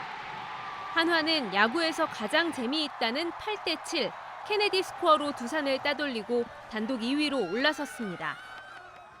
LG 최은성의 외야 깊은 타구를 NC 외야수들이 부딪히면서 빠뜨립니다.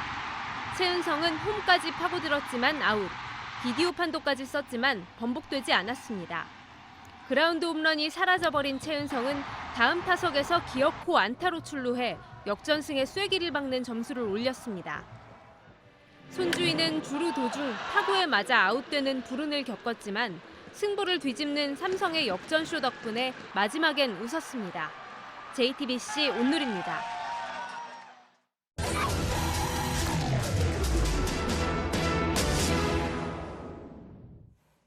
최근 도심 주변에 있는 골프장들이 규모를 확장하는 일이 많습니다. 인근 주민들은 안전사고나 환경 오염을 걱정합니다. 수시로 날아오는 골프공에 야간 조명으로 인한 고충도 토로합니다. 밀착 카메라 구혜진 기자입니다. 골프장 바로 옆에 주택가가 있습니다. 수시로 날아오는 골프공 때문에 골프장 측에서 주민들에게 보호 모자를 사줄 정도입니다. 맞으면 안 되니까. 그러니까 내가 나도 하나 사달라 그래서 2개 사줬다고. 실제 날아온 골프공에 다친 사람도 있습니다. 발주하다가 공이 맞아가지고 오랫동안 기부서 하고 있었지. 부러졌으니까요. 여기도 맞아가지고 얘가. 주민들은 골프장에서 사용하는 농약이 더 큰 문제라고 말합니다. 잔디를 가꾸기 위해 사용된 농약에 농산물이 피해를 보고 있다는 겁니다. 물건이 들어갔는데 그날 검침이 된 거예요. 농약 친 물건을 가지고 시장으로 들어가면 입고도 안 되고 벌금도 나오고. 골프장과 접한 밭에는 비닐하우스를 설치했습니다. 골프장에 7, 8, 9홀이 있는 곳입니다. 이곳에서 쓴 농약이 흘러내려 농산물에 팔로가 막힌 농민들이 대부분의 밭을 비닐하우스로 바꿨습니다. 야간 조명도 문제라고 지적합니다. 모든 송작물이 열매 안 맺죠. 빛을 쐬면 자야지 송작물도. 나방이 뭐 다 모인다고. 고양시에 빛 따라 날라 들어오면. 골프장이 마을 바로 앞까지 확장할 계획을 내놓자 집집마다 이를 반대하는 현수막이 붙었습니다. 이게 우리 집이니까 아닌데 여기까지 들은 데는 와서 제기는 저기까지 재고 갔어요. 그 전에. 경기 서부권에 수돗물을 공급하는 고양정수장과 가까운 사실이 알려지며 마을 외지 사람들까지 가세했습니다. 고양시민 전체가 먹는 물인데 설마 이게 통과가 되겠어? 좀 약간 믿음 구석도 있었어요. 제 뒤에 보이는 산을 밀어내고 골프장이 들어설 예정입니다. 이곳 정수장까지 가장 가까운 곳의 직선거리는 294m밖에 되지 않는데요. 그렇기 때문에 농약이 이곳 정수장까지 날아올까 봐 주민들이 걱정하는 겁니다. 골프장 측은 지금은 예전 수준으로 농약을 뿌리지 않고 사업인가의 적법한 절차를 거치고 있어 문제가 없다는 입장입니다. 그물망 하나를 사이에 두고 아파트와 골프장이 있는 경기의 한 마을입니다. 지금 운영하고 있는 골프장은 9홀 골프장입니다. 이를 18홀 골프장으로 확장을 하기 위해서 산 뒤쪽 전체를 확장 공사 중입니다. 인근 아파트 주민들은 확장이 안 된 지금도 피해가 크다고 주장합니다. 유리에 2개, 3개? 유리에 맞으면 유리 깨지고 본네트는 찌그러지는 정도. 골프장이 확장되면 사고도 더 잦아질 거라고 우려합니다. 특층들은 이제 들어가니까는 문을 닫으라고 창문 같은 거 닫으라고 방송을 한다고. 요번에는 못 들었는데 약을 치더라고요. 실제 일부 골프장들은 안전 펜스를 제대로 설치하지 않아 주민들은 물론 인근 도로를 달리는 운전자의 안전까지 위협합니다. 골프장에 대한 관리 감독 규정부터 약하다는 지적도 나옵니다. 맹독성 농약을 쓸 경우가 벌금이 1,000만 원 이하예요. 병충해가 너무나 심해서 친환경 농약으로 안 될 때는 그냥 농약을 쓸 수도 있다. 스크린 골프 인구가 늘면서 골프는 점점 대중적인 운동으로 자리 잡고 있습니다. 하지만 실제 골프장이 들어선다고 하면 주민들이 거세게 반발하고 나서는데요. 그 이유가 무엇인지 골프장을 운영하는 사람과 이를 관리 감독하는 사람들이 좀 더 깊이 고민해봐야 하지 않을까요? 밀착 카메라 구혜진입니다.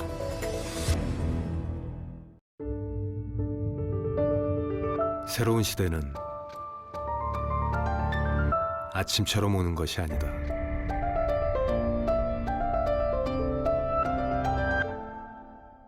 누군가 여는 것이다. 셀트리온, 마침내 바이오의 시대를 열다. 시대가 바뀌면 리더도 바뀐다. 셀트리온.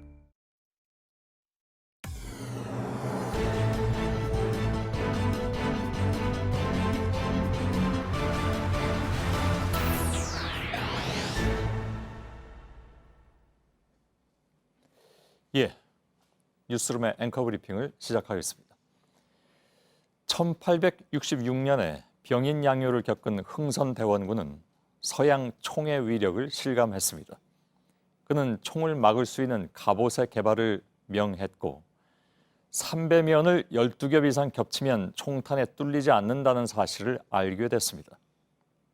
그렇습니다. 미국 스미소니안 박물관에도 남아있는 세계 최초의 방탄조끼는 바로 조선에서 만든 면제 배갑. 3배면을 13겹 혹은 30겹을 겹쳐놓은 것도 있었습니다.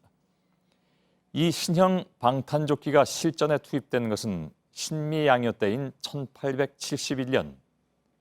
그러나 결과는 민망했습니다.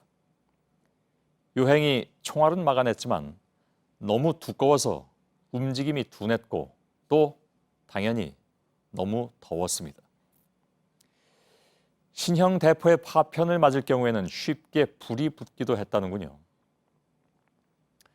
조선 최초, 아니 세계 최초의 방탄조끼는 결국 실패로 마무리됐습니다.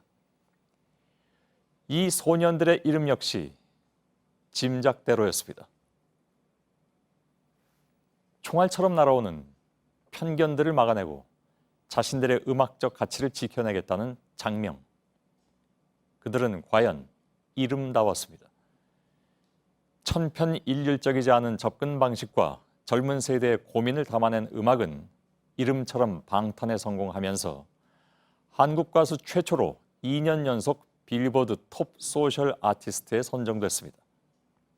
나아가 그들의 팬클럽은 공항에서의 지나친 팬덤 문화를 자제하자는 질서 캠페인까지 벌이고 있다고 하니 노래로 인해서 형성된 보이그룹과 팬들의 방탄은 앞으로도 성공적으로 진행되리란 이해감이 드는군요.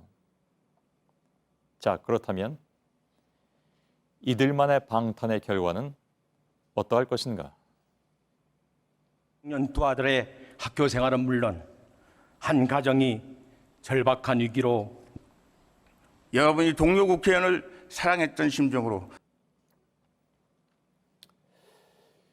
이심 전심 동료의식이 한데로 뭉쳐서 체포 동의안은 부결됐습니다. 물론 무죄 추정과 불구속 수사 원칙은 헌법에 보장된 권리라고는 하지만 두고 보겠다, 한 명이라도 빠지면 안 된다면서 강원랜드 부정 채용을 강요했다는 그의 보좌관과 자신이 이사장으로 있는 사학재단 자금 75억 원을 빼돌려서 이 중에 수십억 원을 개인 빚을 갚는 데 썼다는 의혹을 받는 의원들 앞에 처진 그 두꺼운 방탄은 어떻게 해석해야 할까? 세계 최초의 방탄복 면제 배갑이 결과적으로 실패했던 이유는 시류를 제대로 읽지 못했기 때문이었는지도 모릅니다. 그저 총알만 막아내면 된다는 생각이 가져왔던 한순간의 무너짐이었죠. 반대로 대형 기획사의 지원 하나 없었던 방탄소년단이 성공한 이유는 세상을 읽어내며 함께 호흡하고자 했기 때문. 그렇다면 지금 방탄의 장막을 굳게 두른 국회는 세상의 마음을 제대로 읽어내고 있는가? 방탄의원단이 방탄소년단을 절대로 따라갈 수 없는 이유가 여기에 있습니다. 오늘의 앵커 브리핑이었습니다.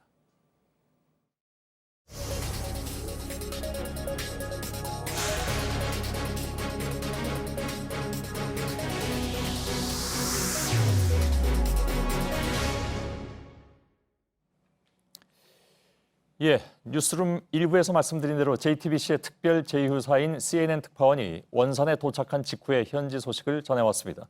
원산은 한반도 긴장이 고조되던 지난해 북한이 전쟁 불사를 강조하면서 대규모 포사격을 진행한 바로 그것이죠.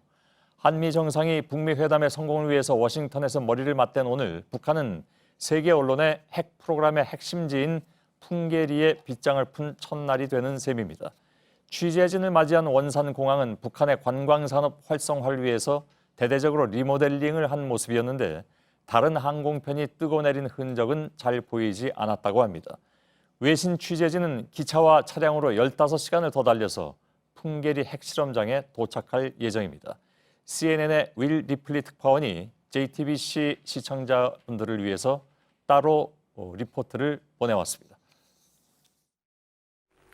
Yes, Mr. Son, we have arrived here in the North Korean coastal city of Wonsan. It's on North Korea's east coast. I was last here just under a year ago at a time that North Korea was launching a lot of missiles from this city. They were also conducting live fire artillery drills along the beach, which is hidden by the trees just behind me. Now, behind those trees, they're building a large tourist resort. They have remodeled the airport. We flew into essentially what is a brand new airport here in Wonsan, even though we were the only flight of the day. And what this says to me is that North Korea is building up this city in anticipation of opening up to visitors from South Korea, to visitors perhaps from the United States, all over the world, along with a small group of international journalists to witness what North Korea says is their crucial first step towards denuclearization. The destruction of the nuclear test site at Punggye-ri. We'll be traveling from here in Wonsan 11 hours by train, 4 hours by car, and then it's an hour hike to get to this site in a remote mountainous area. We don't believe that foreign press has ever been allowed there before. The North Koreans say they're going to be very transparent here and show us the destruction of the site, but obviously there's already been some controversy. South Korean journalists not a part of this trip. A lot of news agencies were not able to get on. We're told that there just really aren't enough spaces, enough seats for everybody to see this. So we will do our very best to be the eyes and ears, and we'll let all of you know exactly what we see here in North Korea as we see it. Mr. Son? 예, 윌 리플리 특파원이 원산에서 전해드렸는데요. 뭐 아시는 것처럼 북한 당국은 남측의 기자들을 받아들이지 않았습니다. 그러나 저희들은 이 시간 이후에도 계속되는 풍계리 상황 등을 현재 지금 이렇게 나가 있는 CNN 윌 리플리 특파원을 통해서 수시로 뉴스룸을 통해서 소식을 전해드리겠습니다.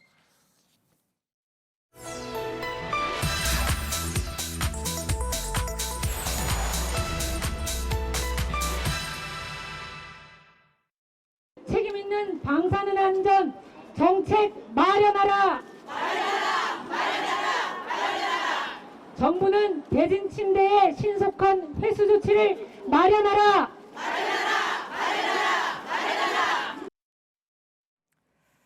네, 라돈 침대 사태가 집단 소송으로 이어지고 있습니다. 2,800명 넘게 참여하기로 했습니다.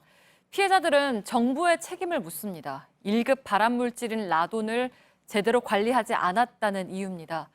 팩트체크팀은 라돈 관리 기준이 어떤지 또 어떤 문제점이 있었는지를 확인했습니다. 오대영 기자, 라돈을 좀 생소하게 느끼는 분들도 계실 텐데 얼마나 독한 물질인가요? 네, 흡연에 이어서 폐암 발병의 두 번째 원인입니다. 네. 환자의 3에서 14%가 라돈으로 병을 얻은 것으로 나타납니다. 미국의 환경보호청에 따르면 미국에서 라돈으로 사망한 사람이 1년에 2만 1,000명입니다. 17,400명인 음주운전보다 많습니다.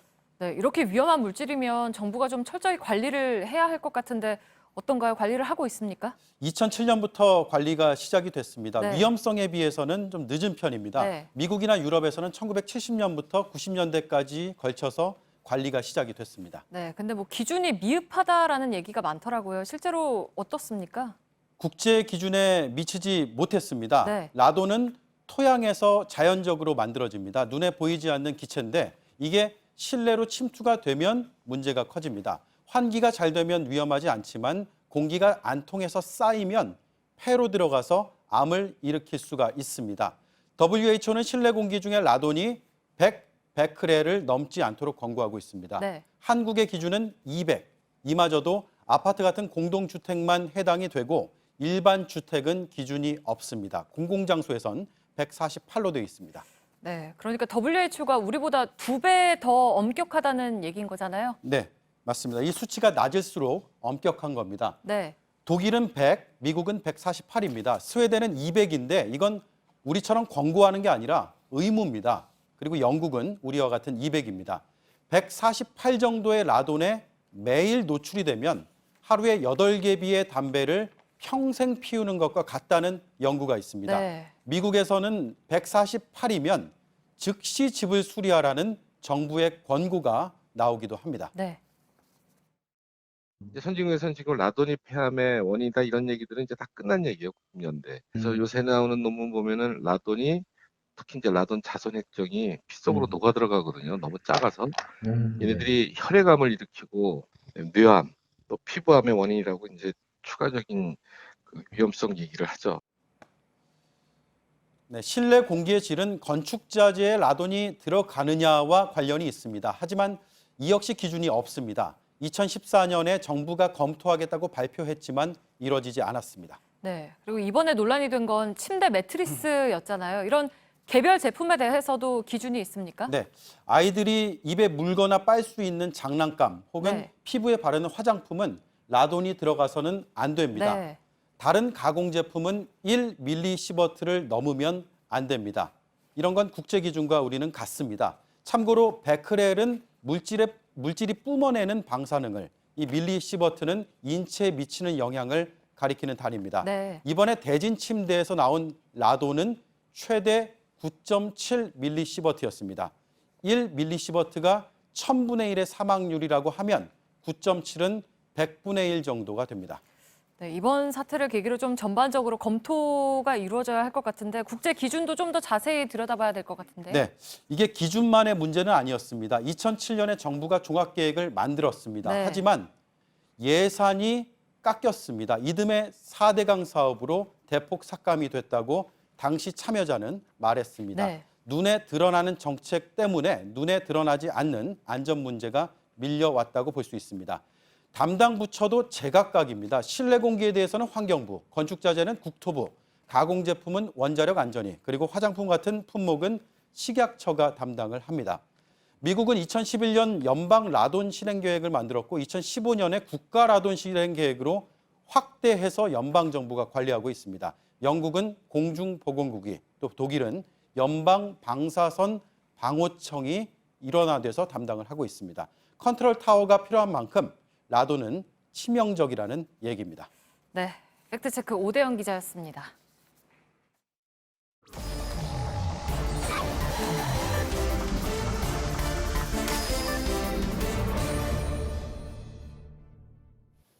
예, 박성태 기자와 함께 비하인드 뉴스를 진행하겠습니다. 어서 오세요. 첫 번째 키워드 열까요? 첫 번째 키워드는 순서가 중요하다로 잡았습니다. 흔히 군대에서 줄 잘 서는 게 중요하다라는 얘기를 예전에 많이 했는데 비슷한 얘기로 느껴지는군요. 그렇습니다. 예. 약간 운도 작용을 하는데요. 어제 국회에서 자유한국당 홍문종 의원과 염동열 의원에 대한 체포동의안이 부결된 뒤에 여론의 지탄이 많았습니다. 특히 민주당 의원 일부도 체포동의안에 반대를 하면서 비판이 거셌고 당 내부에서도 여러 의원들이 스스로 민주당도 좀 잘못을 했다. 부결에 너무 죄송하다. 이런 식으로 사과하는 글을 소셜미디어에 올리기도 했습니다. 오늘 저희가 왜 그 체포동의안 내용을 소개해드렸잖아요. 예. 그거 아마 보신 분들이라면 어제 그 결과가 좀 더 참담하게 느껴졌을 가능성이 높습니다. 예, 그렇습니다. 예. 어제 홍영표 원내대표가 사과를 하기도 했고요. 오늘 어쨌든 민주당에서는 앞으로 체포동의안을 무기명이 아닌 기명투표로 바꾸는 법안을 당론으로 발의하겠다라고 주장하기도 했습니다. 아무래도 이름을 밝히고 하면 물론 개인적인 친분 때문에 체포동의안에 찬성하기가 더 어렵지 않냐라는 지적도 있지만 여론이 명확할 때 정치인으로서 여론에 맞설 수 없을 것이다라는 전망도 많습니다. 그래서 아직 지금 본론 얘기 안 한 거죠? 예. 순서가 중요하다. 무슨 얘기입니까? 강원랜드 취업 청탁과 관련해서 권성동 의원에 대해서 수사단이 구속영장을 청구했고요. 23일께에 국회로 송부될 예정입니다. 그러면 며칠 안 남았군요. 예, 내일이고요. 내일이네요. 그렇습니다. 24일과 28일에 현재는 국회 본회의가 예정돼 있는데 24일 본회의에 보고가 되고 예정대로 된다면 28일 본회의에서 역시 체포동의안이 표결에 붙여질 가능성이 큽니다.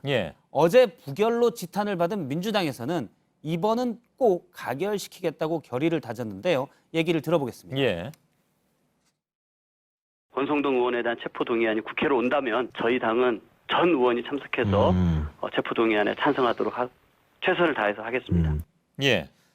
그런데 만일 권성동 의원에 대한 체포동의안이 더 먼저 왔거나 또는 어제 본회의에서 같이 붙여졌다면 부결됐을 가능성도 있을 것으로 보이는데 현재는 지켜봐야 될 상황이 됐습니다. 지금 검찰 내부에서는 권성동 의원 때문에 외압이 있었다 이런 주장까지 나온 바가 있는데 상황이 또 아무튼 이렇게 좀 흘러가고 있는 거군요. 그렇습니다. 두 번째 키워드 열어볼까요? 두 번째 키워드는 위치도 중요하다로 잡았습니다. 이번엔 위치입니까? 오늘 중요한 게 많은 모양입니다. 이번에는 포지션 선정의 중요성인데요. 뭔가요, 이거는? 어제 바른미래당의 중앙선대위 발대식이 있었습니다. 예. 안철수 후보가 최근에 여론들이 조작됐다라고 좀 길게 주장을 하고 있는 중에 예. 지금 화면에서 보는 것과 같이 여러 지방선거 후보들로 추정이 되는데 같이 있었습니다. 지금 밑에서 보면 바로 우측에 한 후보가 바로 안철수 후보 옆으로 나와서 사진을 찍으려고 보이는데요. 예. 이른바 이제 인증샷인데요. 예, 앞에 스마트폰으로 사진을 찍는 모습이 보입니다. 예. 안철수 후보랑 바로 옆에서 인증샷을 찍으려고 여러 후보들이 번갈아 가면서 자리를 맡았었고요. 그러자 원래 바로 우측에 있던 후보가 좀 불편한 표정을 짓기도 했다가 뒤에 다시 자리를 좀 찾았습니다. 예. 그런데 이 후보도 이제 사진을 찍으려고 좀 하는 모습인데요. 지금 사진을 찍어달라 이런 표정으로 보이고요.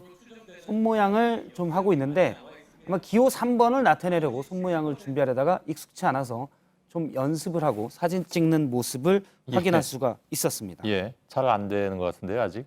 예. 예. 아무튼 예. 저 손 모양은 수화로 영어로 I love you의 수화 모습인데요. 아, 그런가요? 예. 근데 사실 저 손 모양이 기호 3번의 선거운동 손 모양은 아닙니다. 예. 오늘 공개된 바른미래당의 그 율동 영상을 보면 손 모양은 엄지와 검지를 접는 OK 사인 모습으로 기호 3번을 표시를 하고요. 예. 아, 예, 예. 그리고 바른미래당에서 공식 회의에서도 OK 사인 모습에 기호 3번 표시를 하는 모습이 있었습니다. 예. 그리고 이전에도 보면은 바른미래당 공식 회의에서 저렇게 기호 3번을 나타냈었고요. 지난 대선에서도 안철수 후보는 기호 3번이었는데 예. 당시에도 OK 사인으로 기호 3번을 나타냈었습니다. 예. 앞서 옆에 있었던 후보가 왜 3번을 저런 손 모양으로 하려고 했는지는 확인은 되지 않았습니다. 예, 예. 어쨌든 저렇게 인증샷을 찍으려고 여러 지방선거 후보들이 옆에 왔다 갔다 하는 와중에 안철수 후보는 최근에 여론조사가 조작됐다고 주장을 했는데요. 그 얘기를 한번 들어보겠습니다. 예. 응답률 1%로 남은 거는 뭐냐? 결국은 양극단만 남게 되는 겁니다. 제가 당연히 3등하는 조사가 나오게 되는 거죠. 이런 게 여론조사 조작 아니면 뭡니까? 예. 안 후보는 체감 여론도 좀 다르다고 했는데요. 지난주 금요일 날 한 행사장에 갔을 때 본인에게는 많은 지지자들이 와서 사진을 찍자고 했지만 박원순 후보에게는 잡는 사람이 없어서 그냥 박 후보가 훌쩍 지나갔다라고 주장했습니다. 예. 그 여론조사 응답률이 1%라는 건 무슨 주장이죠? 우선 지난 주말께 1%의 여론조사가 많이 나왔다고 했는데요. 예. 응답률? 그렇습니다. 응답률이 1%인 조사가 많이 있다고 했는데 구체적으로 어떤 조사인지는 지목하지 않았습니다. 예. 그런 것도 다 구체적으로 일단 근거를 대야 되는 것이 아닌가. 일단 뭐 상식적으로는 그렇게 생각이 드는데. 예, 상식적으로는 여론조사 응답률이 보통 ARS를 했을 때는 4, 5% 정도로 또는 3에서 5% 낮긴 합니다. 그런데 1% 조사에 대해서는 구체적으로 지목은 하진 않았습니다. 그런가요? 예. 자, 마지막 키워드 열어볼까요? 마지막 키워드는 사실은 육촌이다로 잡았습니다. 아, 이건 알겠습니다. 예. 어저께 뭐 김정은, 김여정 얘기까지 했던 그 누구더라? 예, 그렇습니다. 예. 도경자 씨 목사 얘기인데요. 예. 어제 대한민국당의 한 시의원 출마 예정자가 도종환 문화체육관광부 장관의 친여동생이다. 말씀하신 대로 김정은, 김여정의 관계까지 비유하면서 얘기를 했었는데요. 어제 연락이 안 됐었는데 오늘 연락이 됐습니다. 누구하고요? 저하고도 연락이 됐고요. 아, 그래요? 예, 예. 상당히 정신적 충격을 받은 듯이 얘기를 했었는데요. 뭐에 대해서 정신적 충격을 받았습니까? 어제 많이 관심을 받았기 때문에 정확히 얘기하면 본인이 좀 이상한 사람으로 비춰져서 좀 충격을 받았다라고 했습니다. 그러면서 사실은 육촌 동생이라고 밝혔고요. 도 장관의 할아버지와 본인의 할아버지가 형제다라고 주장했습니다. 그리고 어렸을 때는 도 장관을 많이 봐서 그냥 오빠 하고 지냈기 때문에 본인 입에서 그냥 오빠라고 얘기가 나왔다라고 주장을 했습니다. 그래서 좀 충격을 많이 받아서 어제 이슈가 되면서 지방선거 출마도 포기하겠다고 했었고요. 그리고 제가 도 장관 측에 선거에 안 나온대요? 현재 상황은 출마를 접겠다라고 밝혔습니다. 도 장관 측의 육촌 동생이 맞는지 확인을 해봤는데요. 왕래가 거의 없어서 도경자 씨에 대해서는 잘 기억이 나지 않는다. 다만 육촌쯤에 경자 돌림이 있는 것으로는 어렴풋이 알고 있다라고 말해서 실제 육촌 동생일 가능성도 현재로서는 좀 있는 것으로 보입니다. 그래서 대왕이 없었던 모양이군요. 예, 사실 뭐 육촌이면 이웃 사촌보다 멀 수도 있어서 대왕은 그렇죠. 물론 많이 없었을 것으로 추정이 됩니다. 예, 그렇습니까? 예. 알겠습니다. 여기까지 하죠. 예. 박성태 기자였습니다. 네, 오늘 밤에 시작된 비는 내일 오후에 그칩니다. 중국에서 시작된 황사 영향권에 들면서 모레까지 공기가 탁합니다. 예, 비가 오는데도 지금 수도권 지역이 이렇게 공기 상태가 좋지 않은 것 같습니다. 황사 때문에 그런 모양이죠. 저희들은 내일도 최선을 다하겠습니다. 여러분 고맙습니다. 이렇게 말하니까 더 보고 싶다. 너의 사진을 보고 있어도 보고 싶다. 너무 약속한 시간 나는 우리 겁니다. 이제 얼굴 한번 보는 것조차 힘들어진 우리가 여긴 온통 겨울뿐이야. 8월에도 겨울이 와. 마음은 시간에 달려가네. 홀로 남은 설국 열차. 네 손잡고 지구 반대편